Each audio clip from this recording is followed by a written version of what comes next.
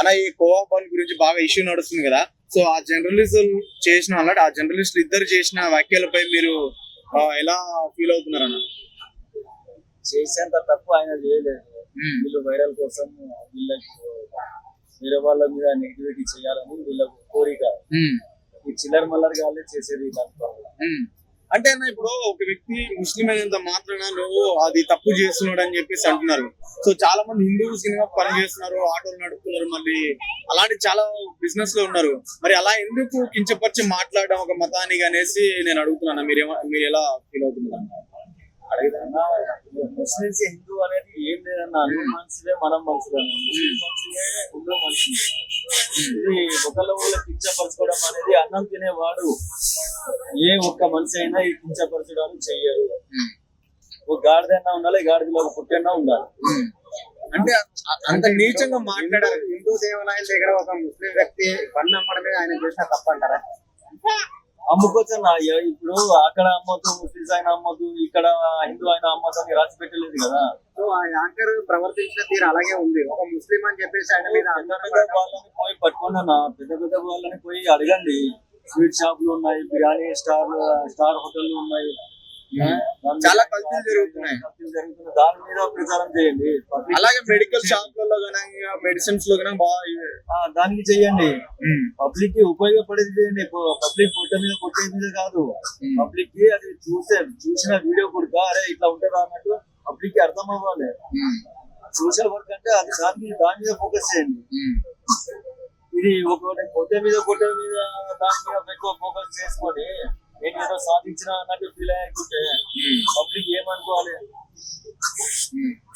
Muslims అయిన మాత్రాన మీరు ఈ పార్క్ దగ్గర పెట్టుకోమని నాకు అంటున్నారా? ఎక్కడి నుంచో ఇక్కడ బతకనికి వస్తున్నారు. అందరికి ఈ క్యాస్ట్ కూడా ఇక్కడ ఉండదు, ఆ క్యాస్ట్ కూడా ఇక్కడ ఉండదు అని అంటలేరు కదా. ఈ కించపరిచే వాళ్ళు మొత్తం దళితుల ముండా కొడుకులే, మంచోళ్ళు ఎవ్వరు చెయ్యరు.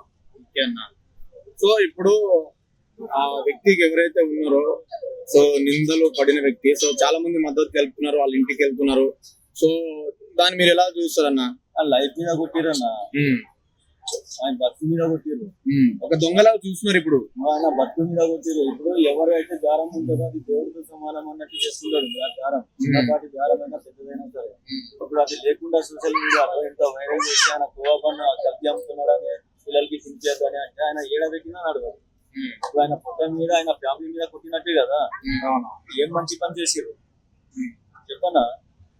ఆయన ఏం తప్పు చేసిండు? అంత పురుగు పడింది అంటే పోలీస్ కంప్లైంట్ అయిపోయి యాక్షన్ తీసుకున్నట్టు చెయ్యి. ఏం పడితే అది క్లెయిమ్ మంచిగా చేసి మంచి పొట్ట మీద కొట్టి. అంటే కొన్ని వీడియోలో చూస్తుంటే, అదే వీడియోలో చూసుకుంటే హిందువులు అంతా పిచ్చోళ్ళ, హిందువులు పిచ్చోళ్ళు కాబట్టి ఇలా చేస్తున్నారా తింటున్నారా అని చెప్పేసి అలా చేయడం ఏ మేర కరెక్ట్ అనుకోవచ్చు? ఈ హిందువులు ముస్లిమ్స్ అనే ఒక పదం ఉంది కదా, ఫస్ట్ ఇది రావద్దు.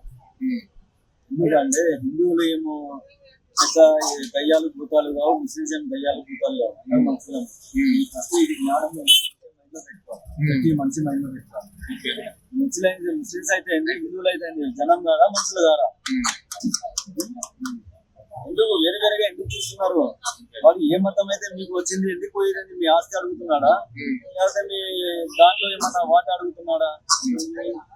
వాడు హిందూ అయితే అరే దోచుకుంటాడా మొత్తం వచ్చి అని అనుకోనికి, అరే వాడు ముస్లిం రా వాడు వచ్చి మొత్తం దోచుకుంటాడేమో అని భయపడి దేనికి భయం? మీ కష్టం మీకు, మా కష్టం మాకు. ఈ నిజాయితీ నీకు, నా నిజాయితీ నాకు. నీ నిజాయితీ మీద కించపరిచే హక్కు నాకు లేదు, నా నిజాయితీ మీద కించపరిచే హక్కు నీకు లేదు. ఇది ఎవరు చేస్తారు? ఇది చిల్లర మల్లర గాల్లో చేసేది. ఇది చిల్లర మల్లర గాళ్ళు చేసి పెద్ద వాళ్ళ దగ్గరికి దాని నుంచి సపోర్ట్ చేసుకుంటారు ఇలాంటి వైరల్. నేను ఒకటి చెప్తున్నా, మనిషి అనేవాడు ఒకళ్ళ వ్యక్తిగతాన్ని కించపరచాడు. ఫైనల్ ఇదే. థ్యాంక్స్.